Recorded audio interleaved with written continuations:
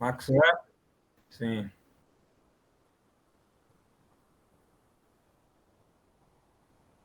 Está iniciando gravação? Vamos ver aí.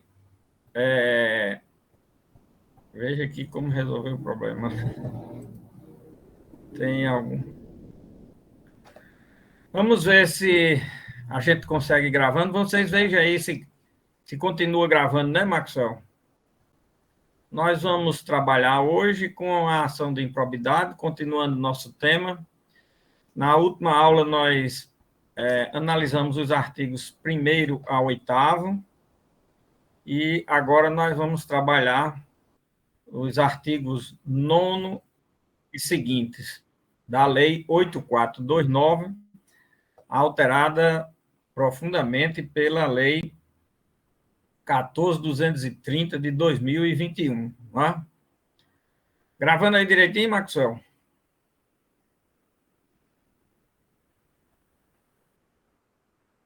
Dá como gravando, né?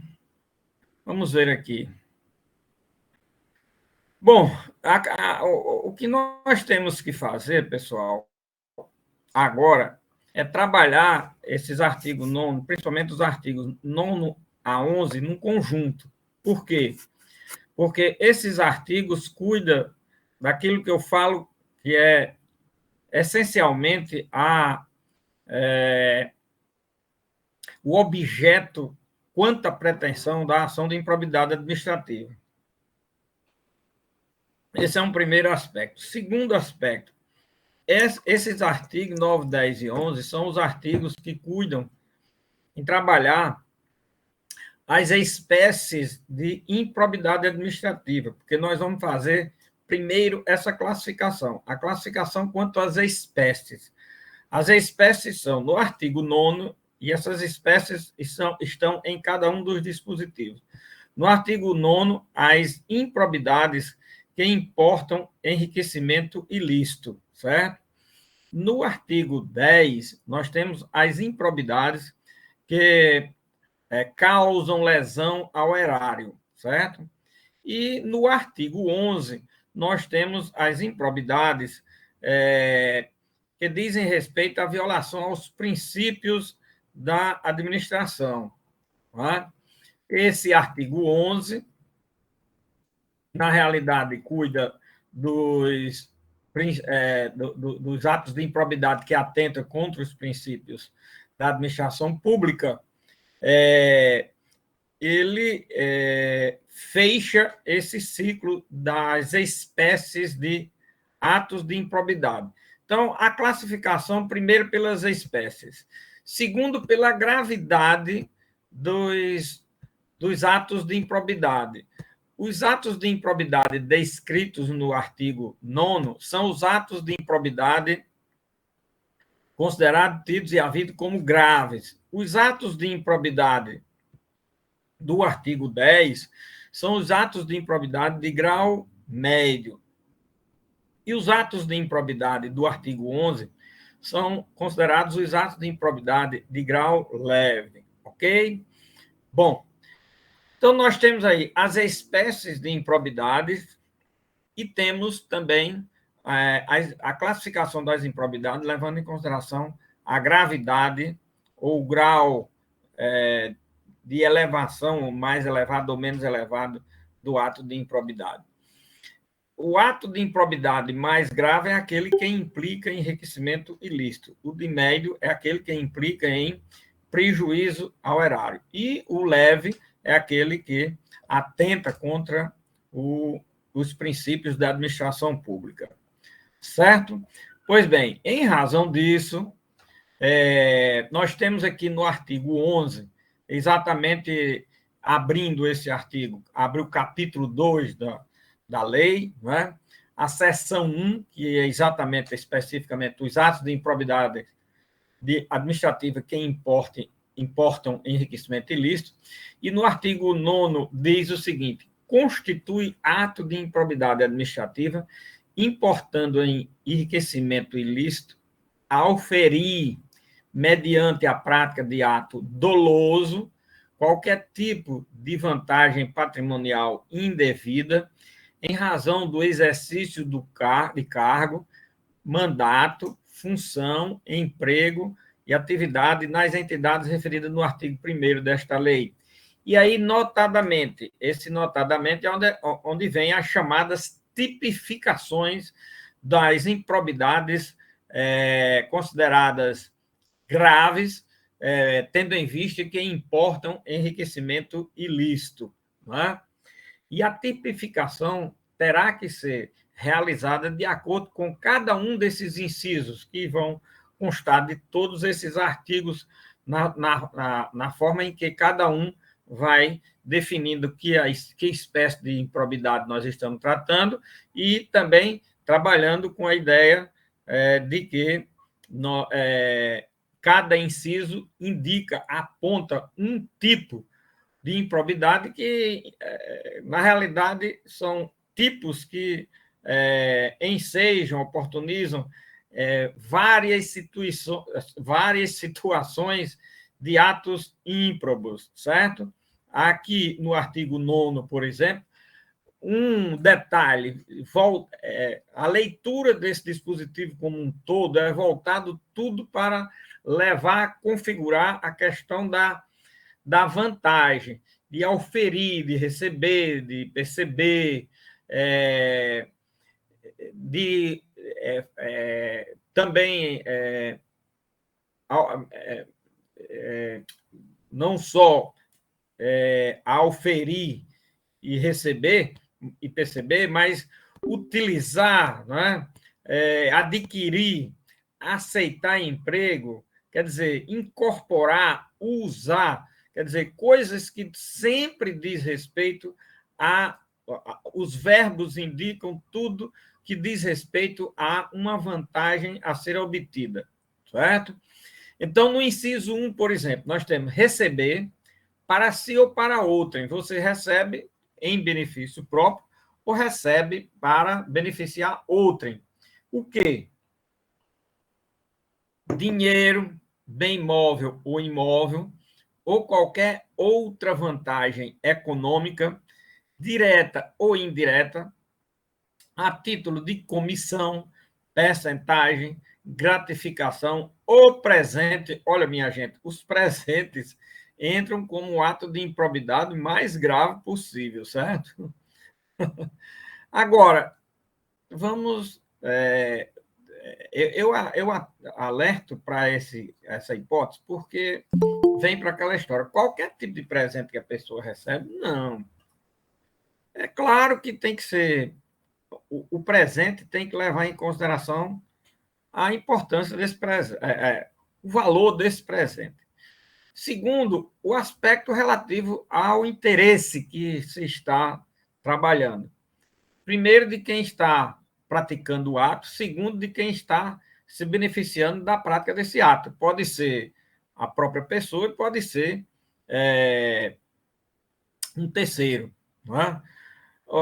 A questão do lobista, do despachante, por exemplo, é um exemplo bem típico. Agora, se a pessoa chega, a pessoa realiza o ato, no final dá uma lembrancinha de, sei lá, uma caneta Bic. Uma caneta Bic é uma caixa de chocolate, né? Uma caixa de chocolate, uma caixinha pequena, né, Marão? Não é uma caixa que vem num caminhão, né? Não. É uma caixinha pequena. Então, se é uma coisa apenas para agradecer ali, a gratidão e tal, isso é uma coisa que é perfeitamente possível. Não é? Agora, quando a coisa desanda para ser uma viagem, um final de semana, um carro, um relógio de 100, 200, 300 mil, sei lá. Um dia desse eu vi uma pessoa com um carro, um BMW, e aí disse que tinha trocado num relógio. Eu disse, meu Deus do céu, um pelo outro, sem ter nenhum acréscimo de cada lado. Eu digo, nossa, isso é um relógio. Sem volta nenhuma, né? Sem volta nenhuma, de um lado ou de outro, né? um BMW trocado num relógio. Não era num ato ilícito, não, era num negócio que eles fizeram mesmo. A pessoa tinha um relógio tão caro que eu não sabia nem que existia desse preço, para você ter uma ideia, que correspondesse a um BMW.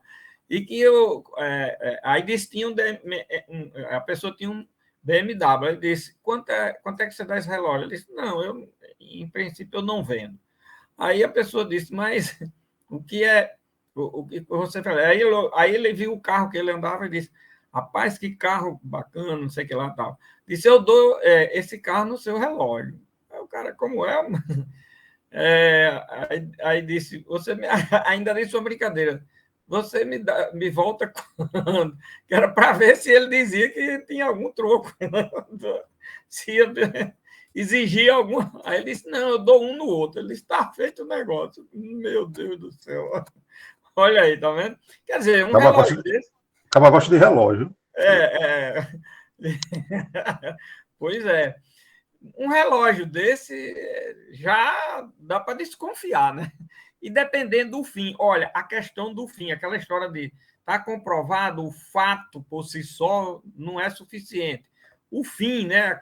Aquilo que a gente viu lá no artigo 1º, ainda vamos ver outros dispositivos com essa preocupação, não é? Aí, a título de comissão, percentagem, gratificação ou presente de quem tenha interesse, olha, de quem tenha interesse, direto ou indireto, que possa ser atingido ou amparado por ação ou omissão decorrente das atribuições do agente público.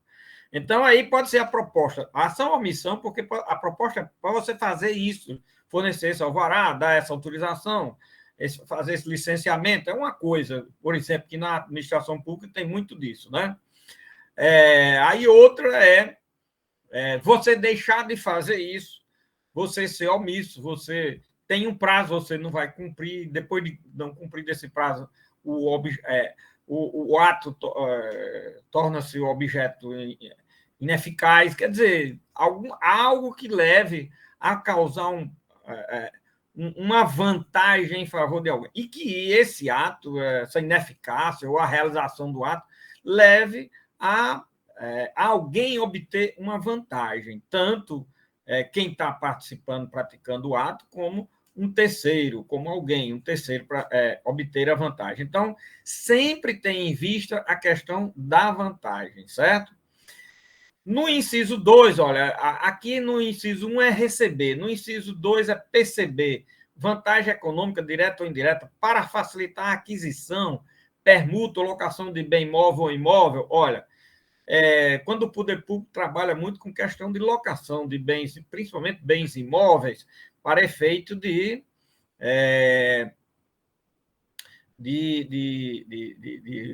fixação de repartições de órgãos públicos, etc.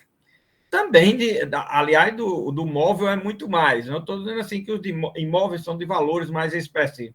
Imóveis também. Imóveis, a toda hora o poder público está locando bem imóvel para os mais variados fins que a administração exerce de suas atividades, né? No terceiro, perceber vantagem econômica direta para facilitar a alienação, permuta ou locação de bem público ou fornecimento de serviço por ente estatal por preço inferior ao valor de mercado, olha aí. Aí aquela história de avaliações, a gente viu isso até lá na ação popular, a questão de avaliações, seja para alienação, permuta, locação, seja para empréstimos, para isso, aquilo outro, tudo isso, né? Utilizar em obra ou serviço particular qualquer bem imóvel, olha, nossa, e utilizar aí material de construção, eu já vi falar muitas coisas, as pessoas dizerem assim, olha, eu já vi chegar em obras de determinados agentes públicos, carradas de... o pessoal, às vezes, faz assim umas perguntas um pouco indiscretas e diz, Barro, você já viu vender cimento a granel?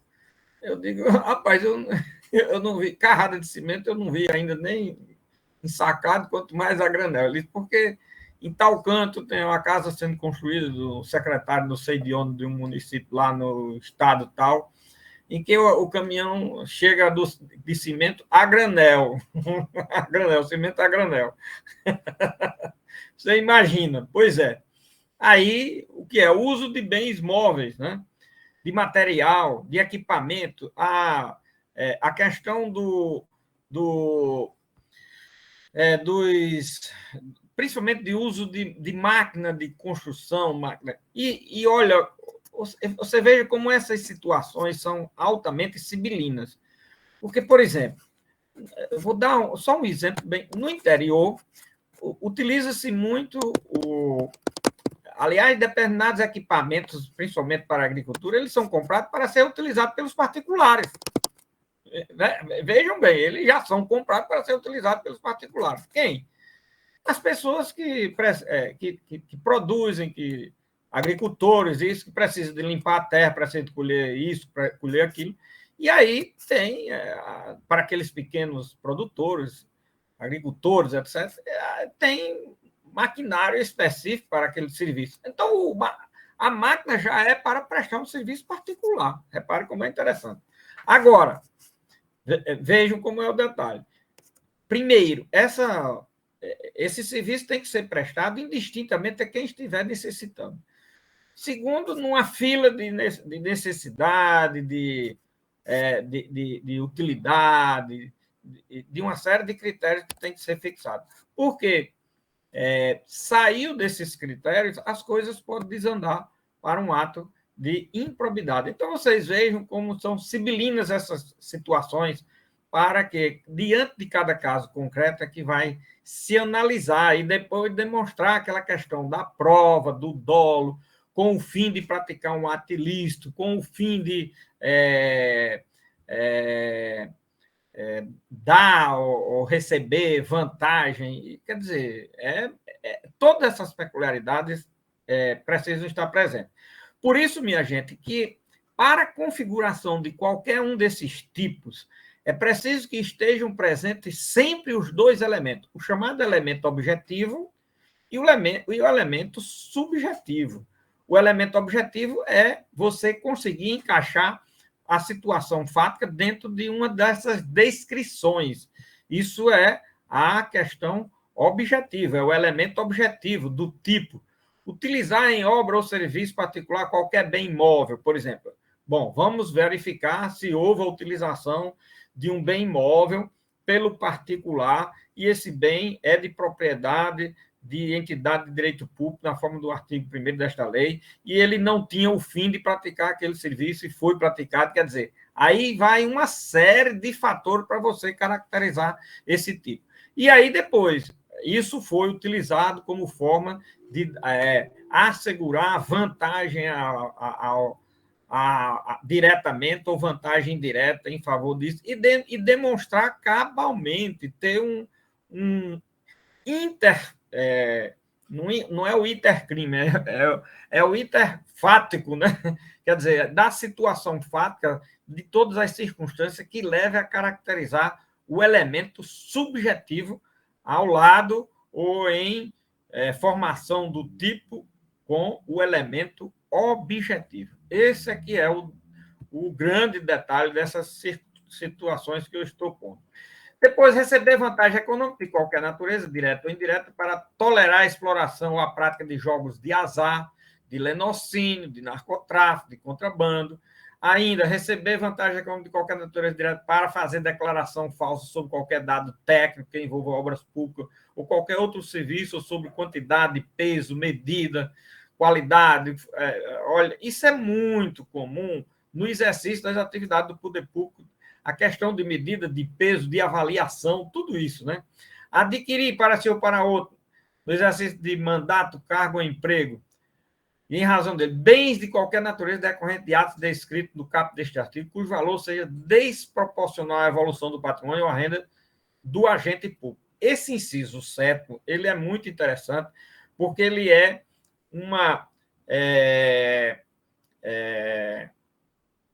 uma espécie de responsabilização no campo da responsabilidade por improbidade administrativa, apenas e tão somente em razão da evolução patrimonial do beneficiado em desconformidade com os ganhos que ele tem e as projeções de riqueza que ele pode existir, porque ele também pode ter tirado na loteria, pode ter casado com alguém rico, pode ter recebido uma herança, pode ser de uma família rica e assim por diante. Aí ele pode ostentar determinado grau de riqueza, se essas circunstâncias outras estiverem presentes. Agora, se ele não tem nenhum desses outros elementos e ostenta riqueza que é incompatível com o salário, vencimento e a condição dele de servidor, de agente público, de administrador, de exercente de algum cargo eletivo e assim por diante, meu Deus, não dá para descartar a possibilidade de que está havendo um enriquecimento ilícito aí. Agora, o que precisa ficar comprovado é essa evolução patrimonial incompatível. Mas só é responsabilidade no campo de improbidade administrativa, minha gente. Essa situação fática ou esse tipo, ele não tem previsão no direito penal. Era uma das propostas daquele famoso pacote anticrime, tipificar esse fato como crime, não passou, certo?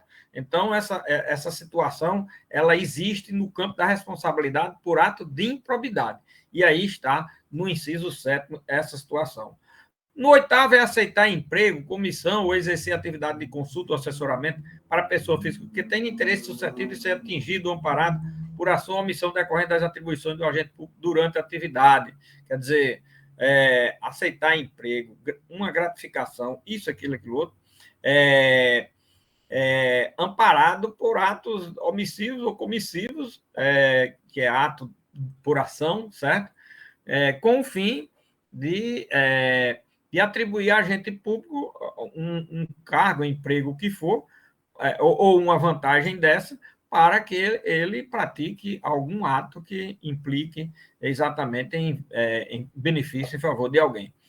Perceber vantagem econômica para liberação ou aplicação de verba pública de qualquer natureza, receber vantagem econômica para omitir ato de ofício, providência ou declaração a que esteja obrigado. Isso aqui tem as autorizações, licenças, etc., nesse inciso 10, né?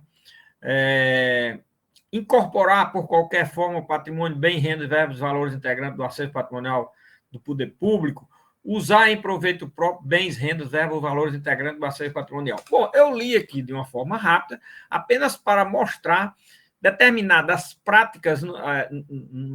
Aqui não dá para a gente fazer uma análise de cada inciso de forma exaustiva. O que nós temos é que fazer, sabemos que esses atos, eles implicam em num tipo de responsabilidade por improbidade, levando em consideração sempre uma vantagem e que, no campo do elemento objetivo, é a descrição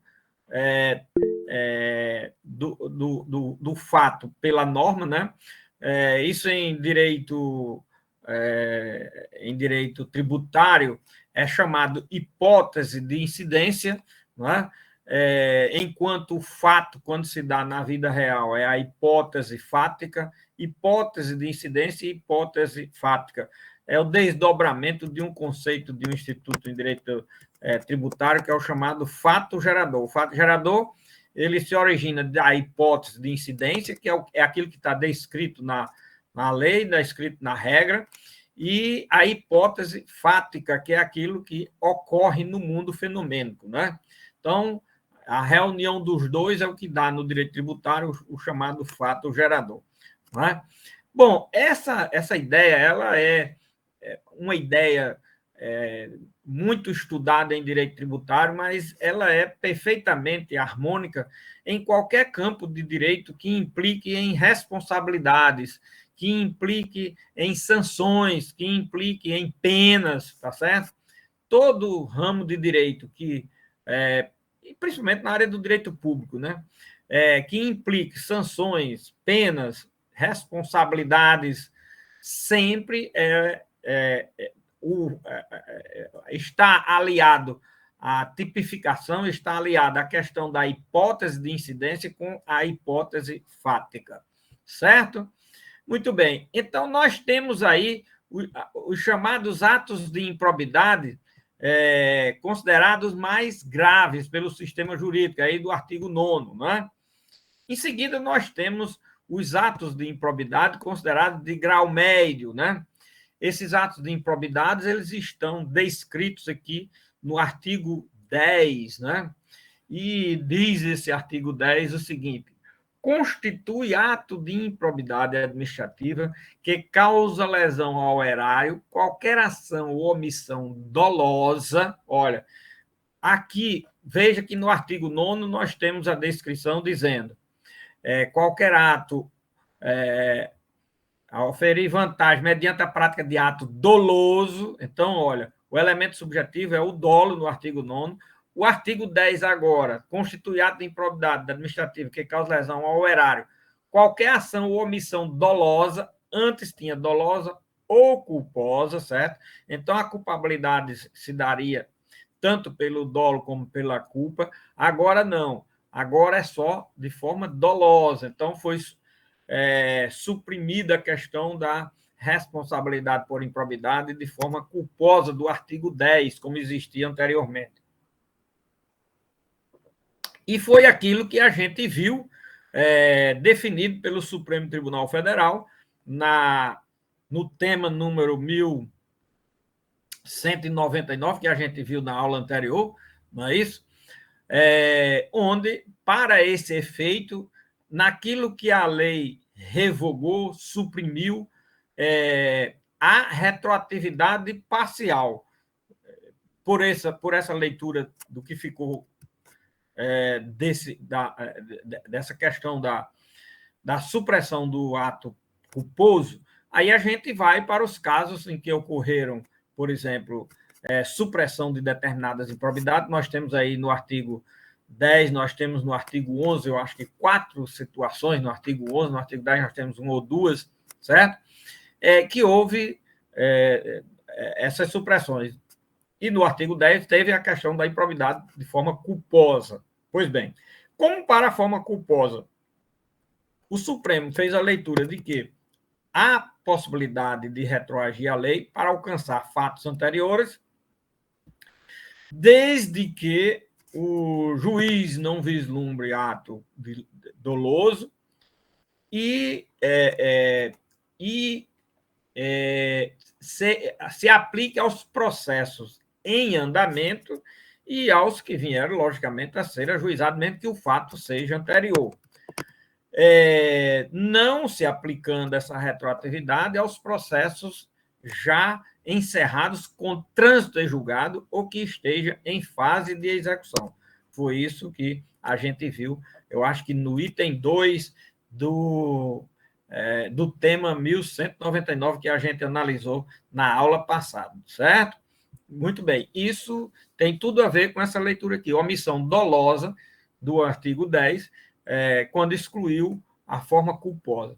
E essa ação ou omissão dolosa enseje efetiva e comprovadamente perda patrimonial, desvio, apropriação, malbaratamento ou dilapidação dos bens ou haveres das entidades referidas no artigo 1º desta lei. E, notadamente, aí nós temos depois as tipificações. Só para voltar aqui ao início do artigo, constitui ato de improbidade que causa lesão ao erário. Como é que causa lesão ao erário? Isso através de efetiva e comprovada perda patrimonial, desvio, apropriação, malbaratamento ou dilapidação dos bens e os haveres pertencentes aos entes públicos, não é? Então, causou lesão por uma dessas formas, nós estamos diante de situação em que pode ser tipificado o ato como de improbidade na forma do artigo 10. Mas, para poder se configurar a improbidade, é preciso que ocorra uma das hipóteses dos incisos, aquilo mesmo que a gente viu com relação ao artigo 9º. Só pela cabeça do artigo não se constitui ato de improbidade. Esse é um detalhe muito importante que ficou bem claro nessa lei. Quando, no artigo 1º, parágrafo 1º e 2º ali, nós vimos que há necessidade da tipificação de qualquer um dos atos de improbidade do artigo 9º, 10 e 11, é preciso que esteja presente uma das situações dos incisos desses artigos, tá certo?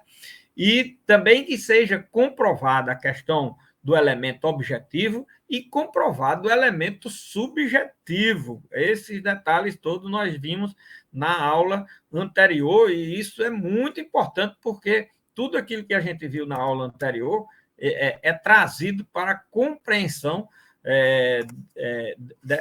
dessa questão da tipificação. E a tipificação se dá sob dois ângulos, o elemento objetivo e o elemento subjetivo. Isso é muito importante para vocês, não só para a prova, não só para a prova, que é a primeira, o interesse mais imediato de vocês é a prova, porque isso vai ter que colocar na prova agora, que nós estamos trabalhando, todos esses dados de hoje é para um dos pontos da prova, né?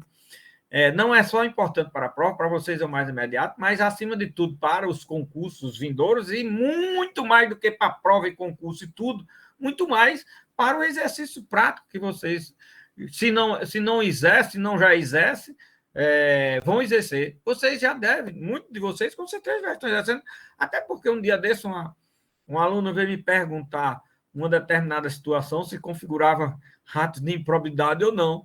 Eu digo, onde é que você viu isso? Ela disse, é porque eu sou estagiário do órgão tal e me deram esse caso para eu estudar. E ela veio me perguntar, disse, os dados que eu levantei foram nesse sentido assim, assim, assim. O que o senhor acha? Aí eu verifiquei que eu disse, vá nesse caminho aí que você está indo, que é por aí. Não vai se configurar realmente a situação se não tiver esses elementos assim, assim, assim. Aí ela disse, então eu estou indo, está indo no caminho certo, é por aí. Então vocês vejam, quantos de vocês não já estão realizando esse trabalho? Seja como estagiário de qualquer órgão público ou entidade pública, etc., seja como estagiário dos escritórios. Né? Quantos casos vocês não já devem terem sido chamados para fazer um estudo, um levantamento, uma pesquisa? Quem não já fez isso ainda? Poucos não fizeram ainda, muitos já fizeram. Então, vocês vejam como isso é importante para esse exercício prático, né? Bom, aí aqui o que é que tem? Olha, aqui agora vocês vejam o direcionamento do raciocínio dos enunciados dos tipos previstos na lei, eles vão ser exatamente dirigidos para a questão do prejuízo ao erário. Esse é que é o detalhe, do prejuízo ao erário. Por quê? Porque no primeiro caso era a vantagem pessoal, econômica a ser obtida, certo? Aqui agora nós temos a questão do prejuízo ao erário. E aí, como prejuízo ao erário, ou lesão ao erário, nós temos o inciso 1 dizendo facilitar ou concorrer por qualquer forma para a indevida incorporação ao patrimônio particular de pessoa física ou jurídica de bens, de rendas, verbas ou de valores integrantes do acervo patrimonial das entidades referidas no artigo 1º desta lei. Um dado interessante. Professor, me diz uma coisa. Quando eu estou incorporando algo ao meu patrimônio, eu não estou causando prejuízo ao erário, não? Não, nem todas as vezes. Presta atenção. No artigo 9º, você está obtendo vantagem sem que esteja, muitas das vezes, eventualmente pode estar obtendo, causando prejuízo ao erário, mas a regra é não causar prejuízo ao erário. Mas como é que eu obtenho vantagem? Você obtém vantagem. Olha, o presente, que é de outro, determinadas vantagens que você vai obter, não está causando prejuízo ao erário, nem econômico, nem disso, aquilo, nem patrimonial. Aqui, agora, sim, você está causando prejuízo ao erário. Sim, mas eu estou causando prejuízo ao erário. Eventualmente, eu não posso estar enriquecendo, eventualmente pode estar também. Agora, presta atenção, quando você está causando prejuízo ao erário e obtendo vantagem, vai ser inserido lá no artigo 9º, que é o mais grave. Você vai ser tipificar o caso como o artigo 9º. Quando você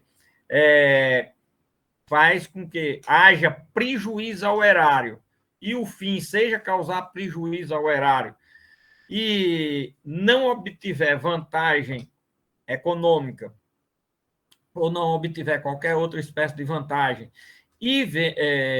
ou a vantagem seja de forma somente indireta em razão do prejuízo causado ao erário, aí você vai ser responsabilizado na forma do artigo 10. Por quê? Primeiro, pode haver enriquecimento ilícito sem causar prejuízo ao erário. Segundo, pode haver prejuízo ao erário sem ocorrer enriquecimento ilícito. Esses aspectos são muito importantes e interessantes para serem trabalhados, tá certo? Muito bem. Aí aqui, neste caso do artigo 10, é preciso ter em vista sempre esse aspecto. Facilitar o concorrer por qualquer forma para a indevida incorporação ao patrimônio particular de pessoa física ou jurídica de rendas, bens, verbas ou valores que pertençam, que integrem o patrimônio, o acervo das entidades referidas no artigo 1º. Aqui no inciso 1, no inciso 2, permitir ou concorrer para que pessoa física ou jurídica privada utilize bens, rendas, verbas ou valores integrantes do patrimônio do acervo das entidades referidas no artigo 1º desta lei, sem a observância das formalidades legais ou regulamentares aplicadas à espécie. Terceiro, doar a pessoa física ou jurídica bem ou ente despersonalizado,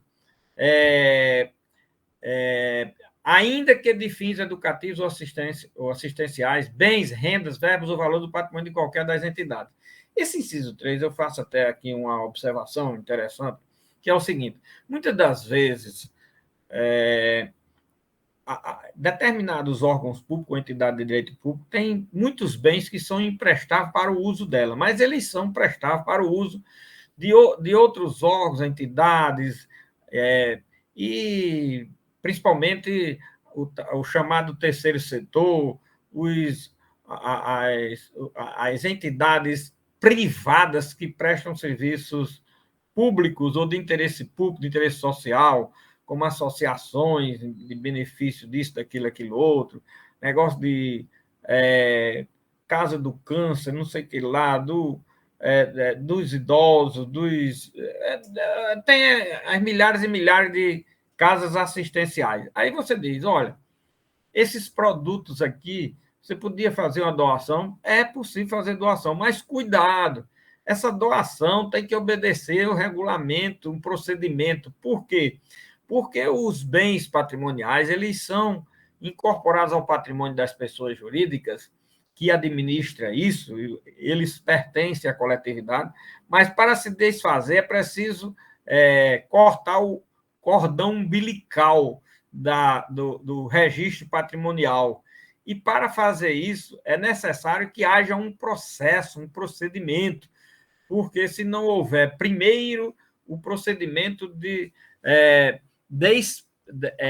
desvincular aqueles bens do patrimônio. Segundo, fazer uma doação, mas obedecendo um processo formal, regular, e que tenha exatamente obediência a todo o procedimento previsto ou em estatuto do órgão da entidade, na lei de licitações, uma série de regras jurídicas que existem para disciplinar essas doações. Porque se não for feito dessa maneira, você veja aqui no inciso 10,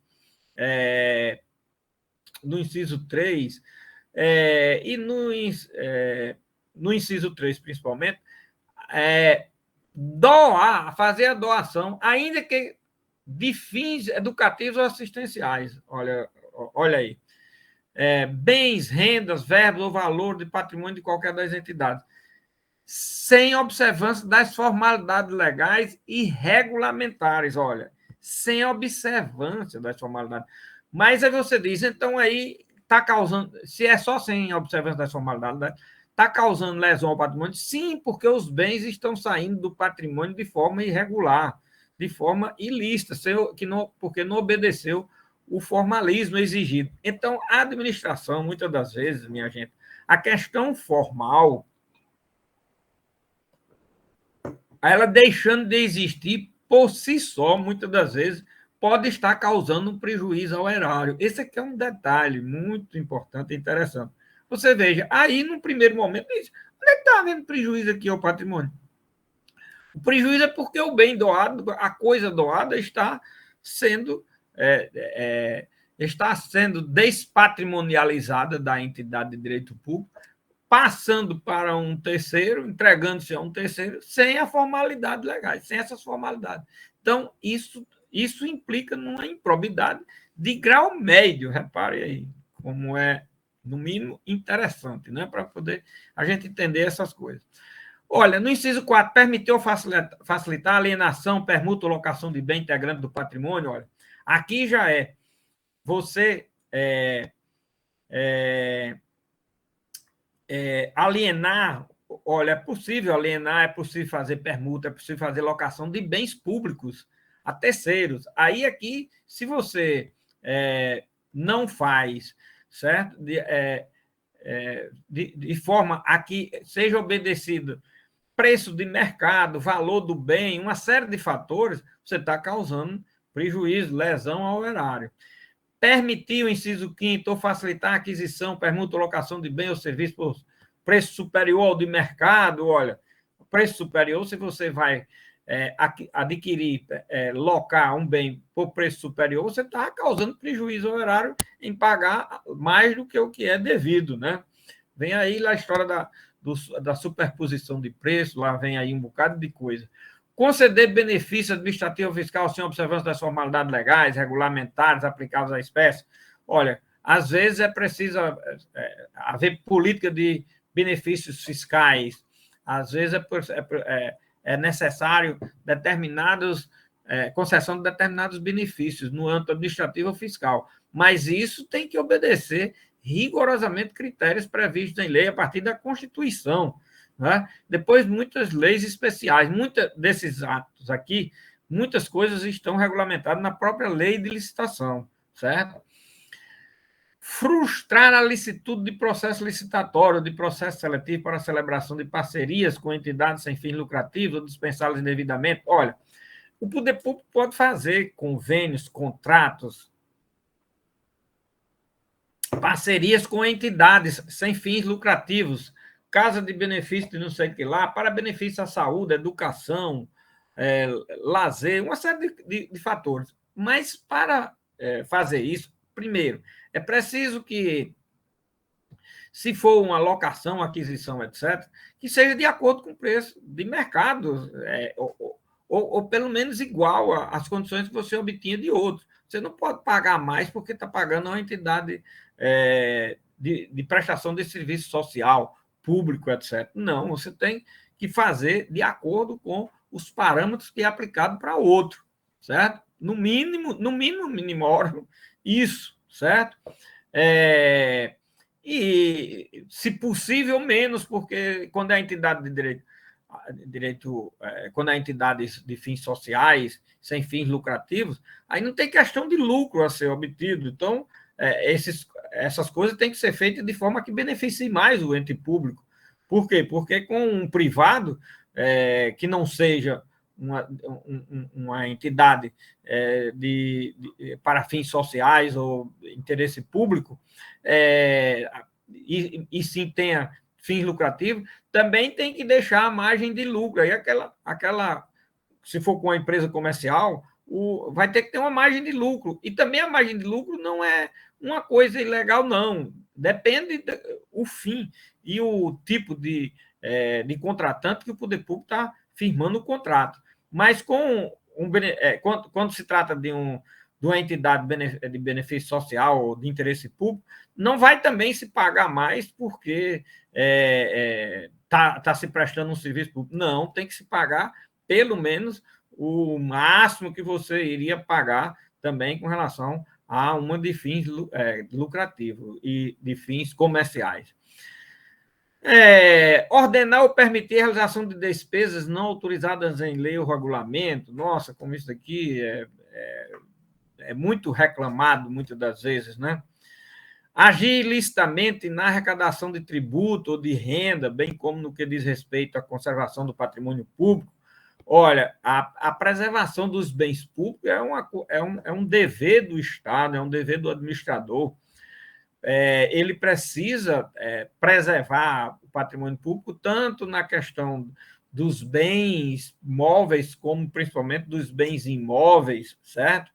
Às vezes se gasta muito com despesa de bem imóvel, mas é necessário porque o poder público precisa funcionar e precisa de bens. E precisa de ser preservado esses bens. Liberar a verba pública sem estar observando a norma pertinente ou influir de qualquer forma para a sua aplicação irregular. Permitir ou facilitar ao concorrer para que terceiros se enriqueçam ilicitamente às custas de bens públicos, né? Permitir que se utilizem obras ou serviços particulares, veículo, marca, equipamento pertencentes às entidades mencionadas no artigo 1º. Celebrar contrato ou outro instrumento que tenha por objeto a prestação de serviços públicos por meio da gestão, associação, sem observar a formalidade prevista na lei. Celebrar contrato de rateio de consórcio público sem suficiente prévia dotação orçamentária. Esse consórcio público, minha gente, é previsto na lei de licitação, certo? Facilitou concorrer por qualquer forma para incorporação ao patrimônio particular de pessoa física ou jurídica de bens, rendas, sem as formalidades legais, transferindo da administração pública para as entidades privadas ou mediante celebração de parcerias. Tudo isso causa prejuízo ao erário, ao patrimônio público. Permitiu concorrer para que pessoa física ou jurídica privada utilize bens, rendas, verbas ou valores públicos transferidos pela administração pública à entidade privada mediante celebração de parcerias, sem a observância das formalidades legais ou regulamentares aplicáveis à espécie.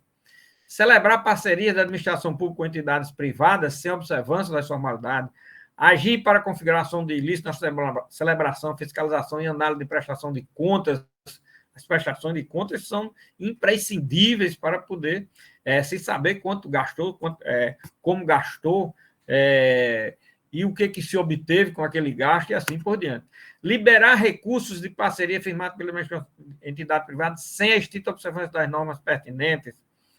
O inciso 21 aqui foi revogado e o 22, conceder, aplicar ou manter benefício financeiro ou tributário, contrário ao que dispõe o que está previsto nessa lei. Esse inciso 22, ele foi incluído por essa lei porque foi revogado o artigo 10A. Esse artigo 10A tinha previsão exatamente com relação a essa matéria que está no inciso 22, certo? Por isso, ele foi acrescido esse inciso 22 a esta lei, foi revogado o inciso 21, que tratava de outra matéria, e foi revogado também o artigo 10A da lei, porque esse artigo 10A previa a mesma coisa que está no artigo 10, agora inciso 22, tá certo?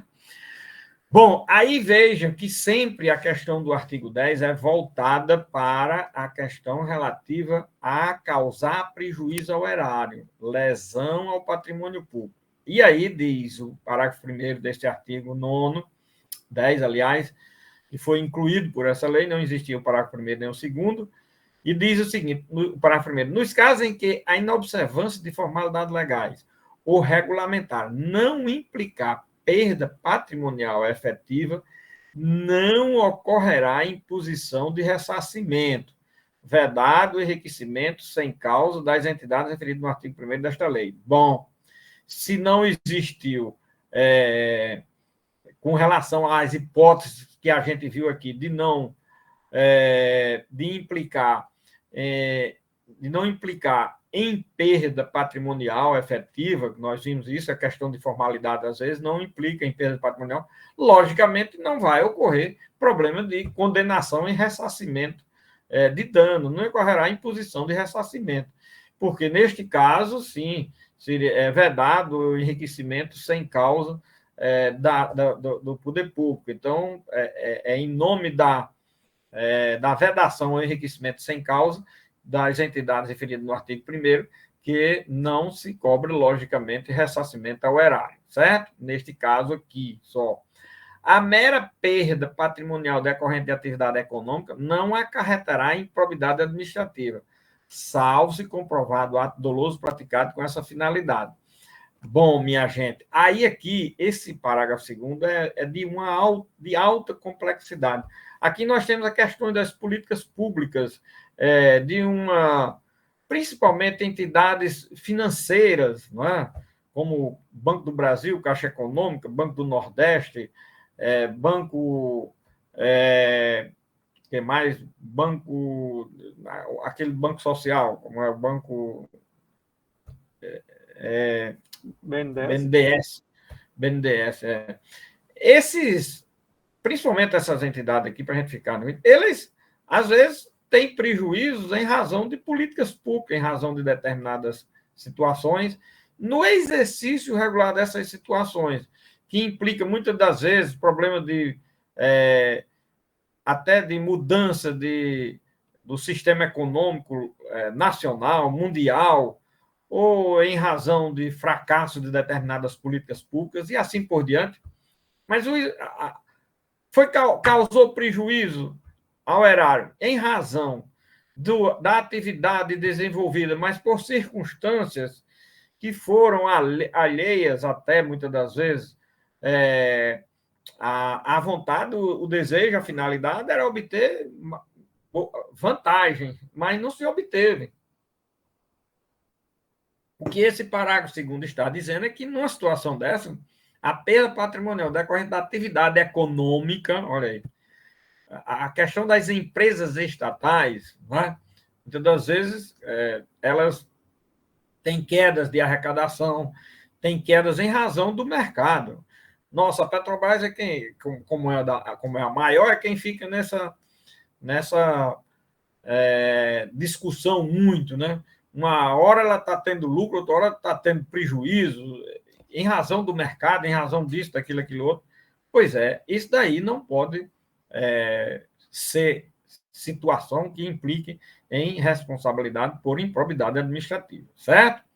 Muito bem, minha gente. Vem aqui agora o artigo 11. O artigo 11 que cuida das improbidades de grau leve. E essas improbidades de grau leve são improbidades que atentam contra os princípios da administração pública, né? Atos de improbidade administrativa que atentam contra os princípios da administração pública. Aí, nesse artigo 11, você veja o seguinte: um fator primordial aqui é que pode se caracterizar um ato de improbidade, mas que não, muitas das vezes, ou mais frequentemente, não vai nem levar alguém a enriquecer ilicitamente, nem obter vantagem ilícita, nem causa lesão ao patrimônio público, não causa lesão. O que existe é a violação a princípios administrativos constitucionais, principalmente aqueles por isso que eu falei na primeira aula desse assunto, com relação ao artigo 37 da Constituição. Por que é que o processo de improbidade na Constituição está no parágrafo 4º do artigo 37 da Constituição? Por quê? Porque o artigo 37, o caput, é exatamente aquele que define os princípios administrativos constitucionais, né? E aqui diz atos de improbidade que atentam contra os princípios da administração pública. Olha. E aí o artigo 11 diz: constitui ato de improbidade administrativa que atenta contra os princípios da administração pública a ação ou omissão dolosa. Olha, dolosa. Todos os 3 artigos agora fizeram questão de colocar a expressão dolosa, certo?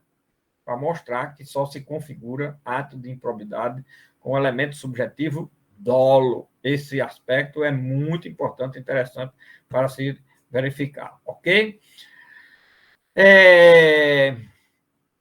Que viola os deveres, olha, aqui viole os deveres de honestidade, imparcialidade, legalidade, caracterizada por uma das seguintes condutas. Aí vem a questão da tipificação dos atos de improbidade previstos no artigo 11, né? A tipificação dos atos de improbidade do artigo 11 são esses dos incisos. 1 e 2 foram revogados, esses dois incisos. Então, olha, aqui nós estamos diante daquela situação. Esses dois incisos revogados, se alguém atualmente tem alguma ação de improbidade ajuizada, mas que não houve ainda trânsito em julgado, nem está em fase de execução, deve ser incluído da mesma forma que esses que foram revogados, e tiver sido tipificado uma das hipóteses do inciso 1 ou 2 desse artigo 11, da mesma forma que foi excluída a hipótese de improbidade por ato culposo. Se lá se aplicou para as ações em andamento que não tenham transitado em julgado nem estejam em fase de execução, nos casos em que foram revogados determinados tipos de improbidade, também se aplica a mesma regra.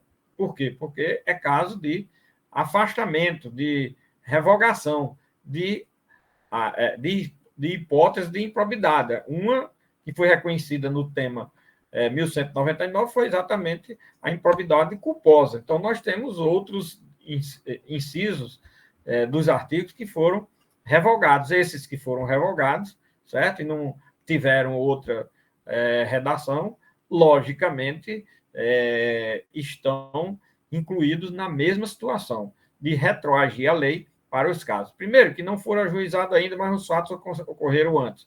Segundo, foram ajuizados, mas não transitou em julgado a decisão, nem está em fase de execução. Nessas hipóteses, a lei retroage para alcançar essas situações, além de outras que nós vamos ver aqui mais adiante, certo? Que não foi revogado, mas que o legislador está dizendo agora que não se constitui ato de improbidade, determinadas situações que genericamente se entendia como ato de improbidade. Quando chegar nesses casos, eu vou mencionar para vocês quais são, certo?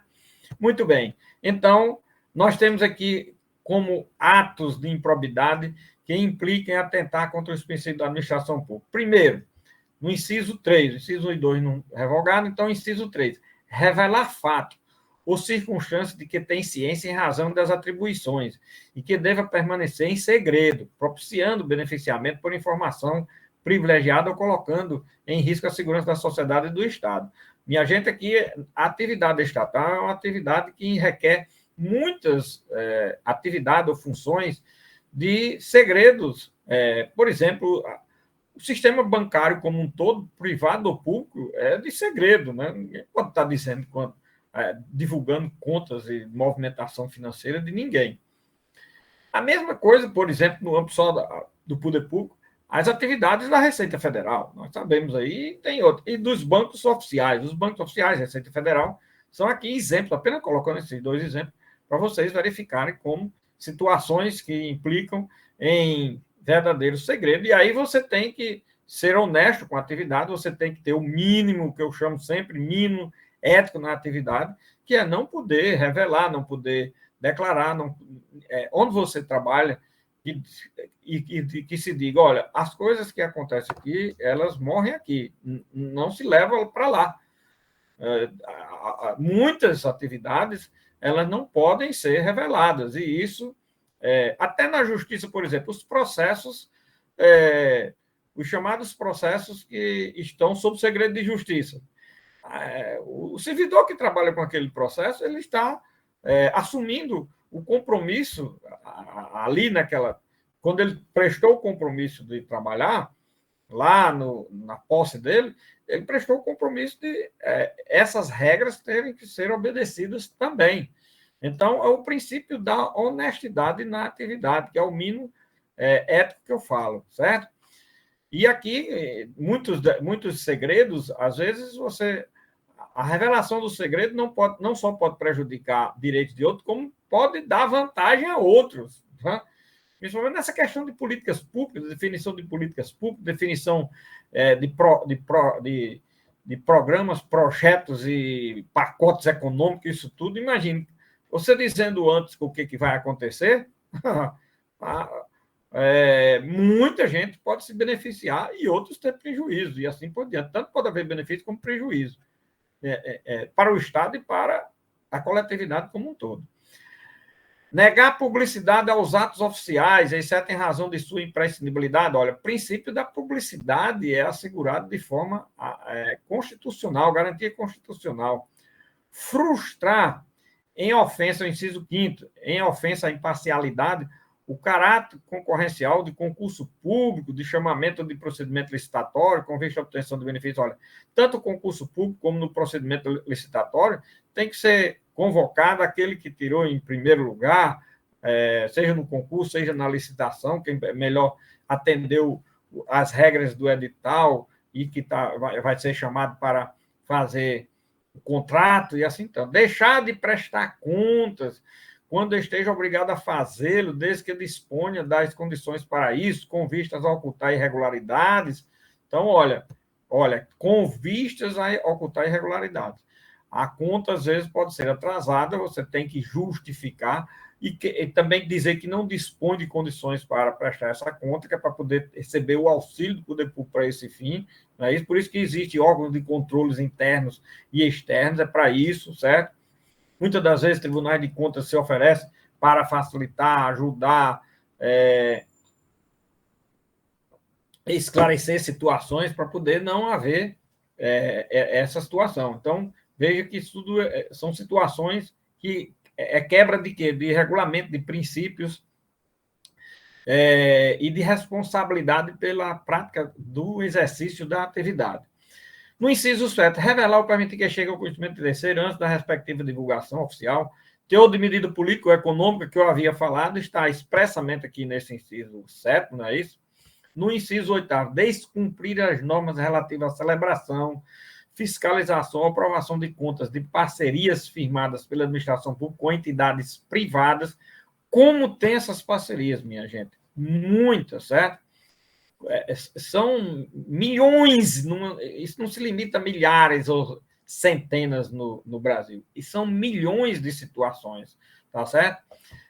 De parceria que é firmada entre o poder público e entidades privadas de prestações de serviço do chamado terceiro setor, não é? Prestações de serviço na área de saúde, de educação, uma série de fatores. Então, a falta de cumprimento das normas relativas à celebração, fiscalização e aprovação das contas implica em ato de improbidade, mesmo que não tenha causado prejuízo.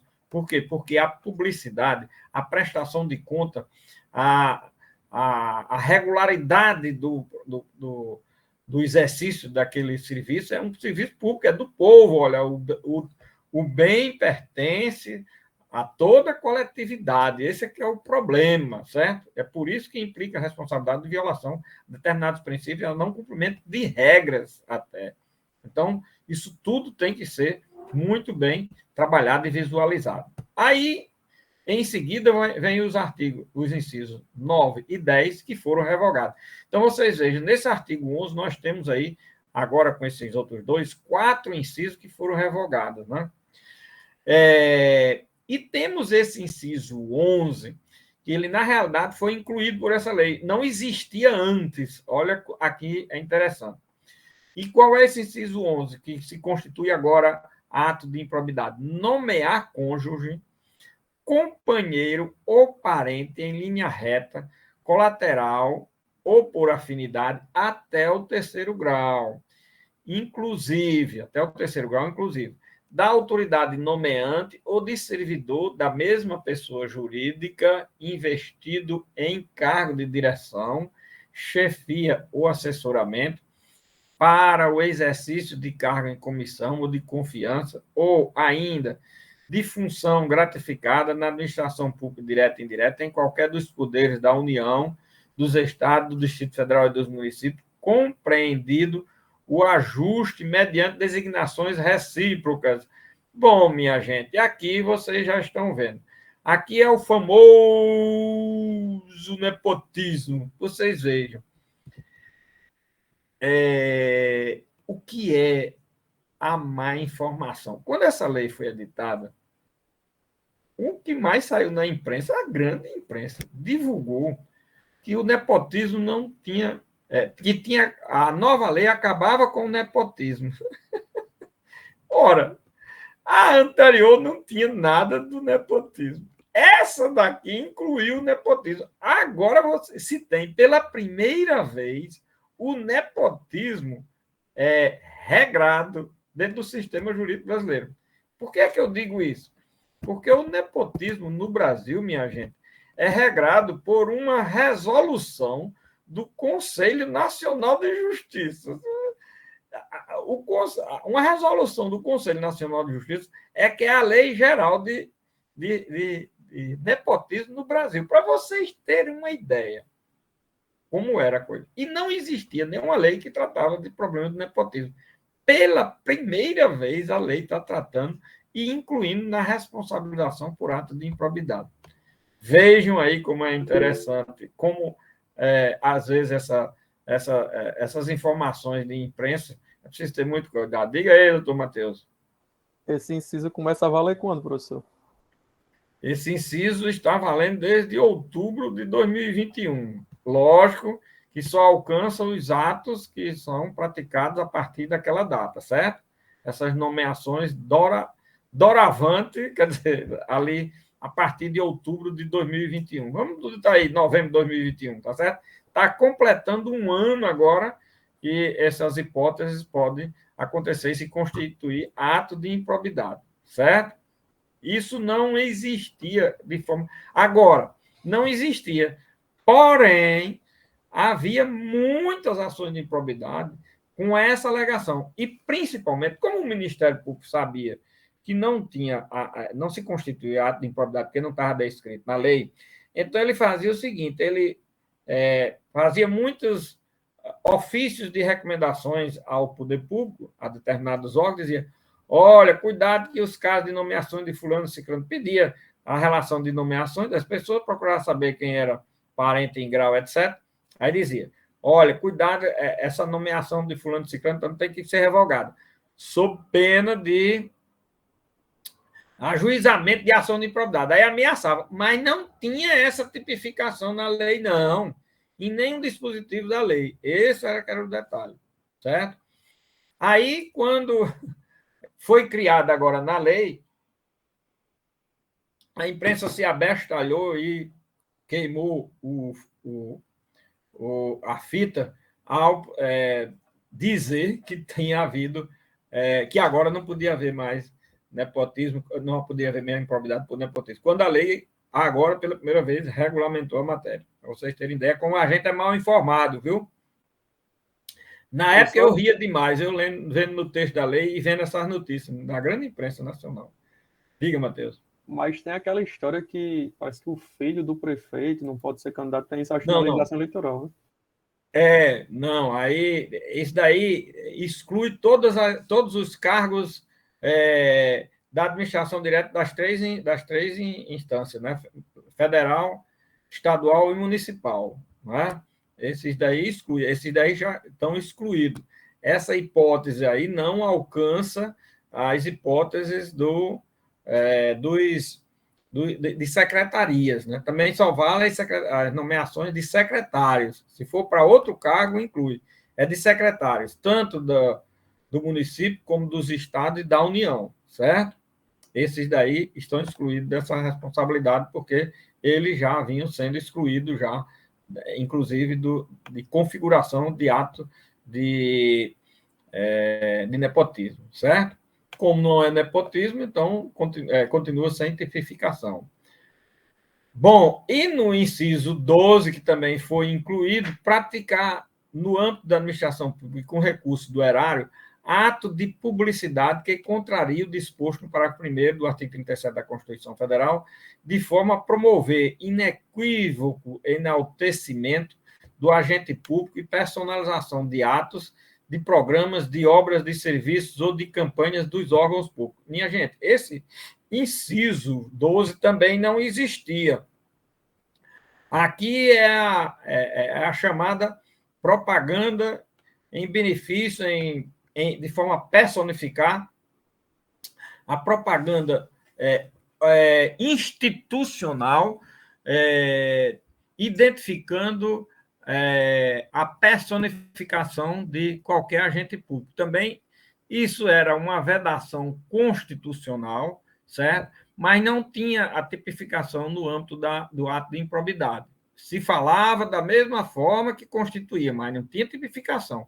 Agora foi criada a tipificação. Então, esses dois incisos são coisas que se falava e se fazia, às vezes, o processo, mas não tinha tipificação. Como agora o legislador exigiu, nós vimos lá no artigo 1º, nos 3 primeiros incisos, parágrafos, aliás, e que foram reconhecidos no tema 1199 como de validade constitucional, com esse pronunciamento do Supremo Tribunal Federal, o ato que não esteja tipificado não pode ser considerado ato de improbidade. Agora você diz assim, mas, professor, e se baseava em quê? Se baseava nas cabeças dos artigos. Então, se baseava aí na cabeça do artigo 11, que era o quê? Violação ao princípio do nepotismo, do não nepotismo, né? Violação ao princípio do não nepotismo. Então, ao princípio da moralidade, ao princípio da probidade. E, em nome dessa generalização principiológica que está na cabeça do artigo, se ajuizava ações. Agora, essas ações só podem subsistir de fatos posteriores. Por quê? Porque anterior está mostrado aí que não existia essa tipificação. Esse é um detalhe muito importante para os processos que estão em andamento, porque agora exige a tipificação. Lá não tinha tipificação, então caso que esses processos também, eu acho que estão alcançados também por essa leitura do artigo, dos artigos 1º e principalmente os parágrafos, os 3 primeiros parágrafos que nós fizemos aqui, que estão muito bem postos na primeira parte do tema 1199. Para vocês verem que esse tema foi tratado só 3 ou 4 itens ali naquela... E ele alberga uma série de situações já. Não é? Apenas é preciso ver cada caso concreto para ver se está albergado, alcançado lá, pelo que tem nesse tema 1199. Ok? Aqui, agora, nós temos alguns parágrafos que foram acrescidos incluídos nesse artigo 11, que não existiam. No parágrafo 1º diz o seguinte, aliás, esses parágrafo 1º e 2º, eles dizem a mesma coisa, só que no parágrafo 1º diz, nos termos da Convenção das Nações Unidas contra a Corrupção, promulgado pelo decreto 5.687 de janeiro de 2006, somente haverá improbidade administrativa na aplicação deste artigo quando for comprovado na conduta funcional do agente público o fim de obter proveito ou benefício indevido para si ou para outra pessoa ou entidade. Minha gente, o fim de obter proveito ou benefício, não é obter vantagem econômica, nem incorporar bens. Aqui não confundir a leitura desse parágrafo 1º com o artigo 9º. Cuidado. O artigo 9º é você incorporar algo ao patrimônio e de forma materializada. Aqui o prejuízo que ele está dizendo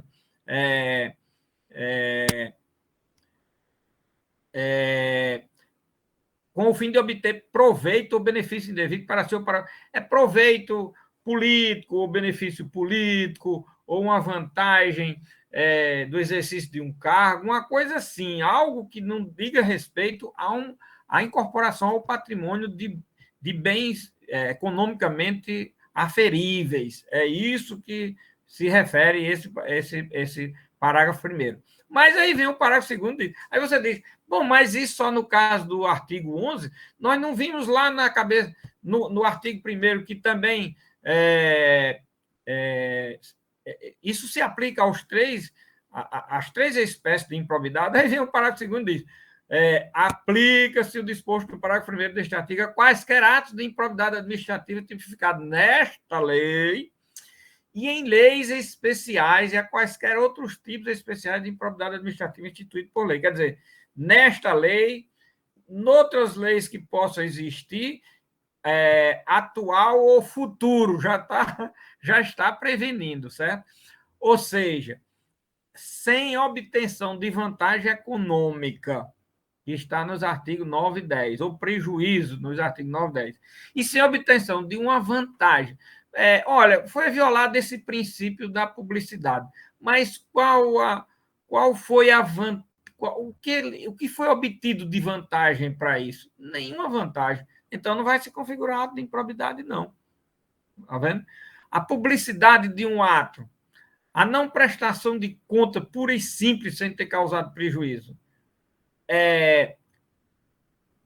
trouxe alguma vantagem econômica, não, mas imaterial, algum benefício foi obtido, aí é preciso saber. Em favor da pessoa que praticou ou de outrem, é preciso que isso seja averiguado, é preciso que seja constatado e comprovado.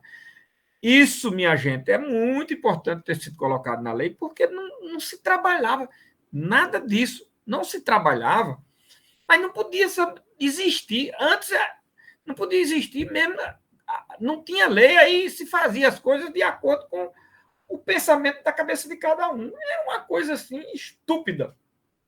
Isso é uma coisa aberrante. Aí agora não, graças a Deus está na lei. Bom, vamos esperar que a lei seja aplicada. Eu espero que nesses próximos 30, 40 anos ela seja aplicada. Enquanto estiver passando na cabeça das pessoas que eu devo abandonar a lei e fazer o direito que eu acho que existe, porque nós temos muita situação na prática desse jeito, é um desastre, né? Aí, em seguida, vem o parágrafo 3º. O enquadramento de conduta funcional na categoria de que trata este artigo pressupõe a demonstração objetiva da prática da ilegalidade no exercício da função pública, com a indicação das normas constitucionais legais ou infralegais violadas, quer dizer, as regras, os princípios que foram violados. Não é só dizer genericamente que foi ferido os princípios da administração pública, da honestidade, aí vai colocar honestidade, lealdade. Calma, você vai ter que caracterizar qual foi, não é assim não, é enquadrar a conduta funcional dentro da categoria de regramento que existe para aquela matéria. Isso aqui é altamente salutar. No parágrafo 4º está dizendo: os atos de improbidade de que trata este artigo exigem lesividade relevante ao bem jurídico tutelado. Quer dizer, ao bem jurídico pode ser um bem imaterial, não é só material, tá certo? Exige lesividade relevante ao bem jurídico tutelado para serem passíveis de sancionamento, independem do reconhecimento da produção de danos ao erário e de enriquecimento ilícito dos agentes públicos. Olha, o dano ao erário e enriquecimento ilícito, quer dizer, esse relevante bem jurídico é no campo do bem jurídico imaterial, porque independe de uma vantagem econômica e de uma lesão ao patrimônio no campo material. No campo material. Mas pode haver essa lesividade no campo do bem jurídico imaterial. É isso que se exige, é preciso fazer essa distinção, é preciso que se tenha cuidado ao se trabalhar esses dados, esses elementos, tá certo? E na atividade administrativa, não esqueça que eu disse que na atividade jurisdicional é possível que um juiz trabalhando com processo possa causar ato de improbidade, não pelas decisões que ele profere nos processos. Isso daí nunca, porque o conteúdo das decisões é conteúdo de atividade judicial ou jurisdicional. É preciso que seja por atos que impliquem em a gestão ou do processo ou gestão administrativa no exercício de algum cargo administrativo, diretor de foro, de tribunal, etc, etc. E na gestão do processo, quer dizer, deixar de despachar um processo ou botar na fila ou tirar da fila para beneficiar alguém, isso é gestão de processo. Agora, quanto ao conteúdo de uma decisão judicial, não existe ato de improbidade, minha gente. Cuidado que isso é muito difícil, às vezes, de entender. Já se utilizaram de minha expressão, eu dizer, que o juiz, na atividade jurisdicional, pode responder, porque eu posso dizer essa frase. O juiz, na atividade jurisdicional, porque o juiz exerce a sua atividade típica jurisdicional, pode responder a processo de improbidade? Aí eu dizer que sim. Aí a pessoa, então, olha, pode... Mas isso não significa dizer, minha gente, que o juiz responda pelo ato típico de jurisdição. Não exercício da atividade jurisdicional, porque um juiz exerce... A administração do processo, né? Exercer uma atividade na jurisdição, como atividade jurisdicional. Só que, paralelamente a essa atividade jurisdicional, existe duas atividades administrativas. Uma de gestão do processo. Eu sempre trabalhei com isso muito percussientemente, porque eu me interessei muito pela questão de gestão de processo na minha vida de juiz a vida inteira. Tanto é que eu era um juiz que mais decidia no Brasil inteiro, sempre ganhava disparado no Brasil inteiro todo ano, no período que eu fui juiz, exatamente porque eu sabia trabalhar com gestão de processo. Me dediquei muito a esse tema e a essa atividade. Uma coisa é na gestão do processo, outra coisa é dentro de uma decisão judicial. Da decisão judicial ele não responde.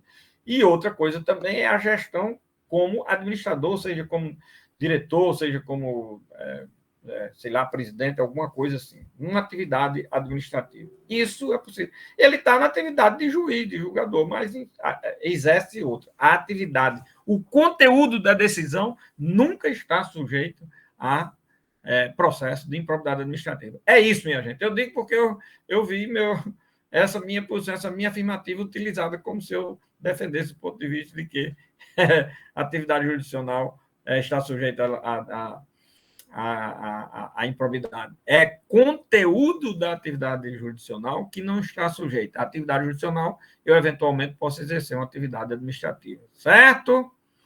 A gente vai ficar por aqui com o objeto quanto à pretensão. Vamos ver aí, Maxwell, se a gente salva, pelo amor de Deus, essa aula, porque senão eu vou ter que dar as duas aulas de novo, tanto na turma da manhã como na turma da noite. E segunda-feira, se Deus quiser, a gente estará presencialmente pela manhã e pela noite, tá bom? Então, um abração, felicidade a todos e que todos...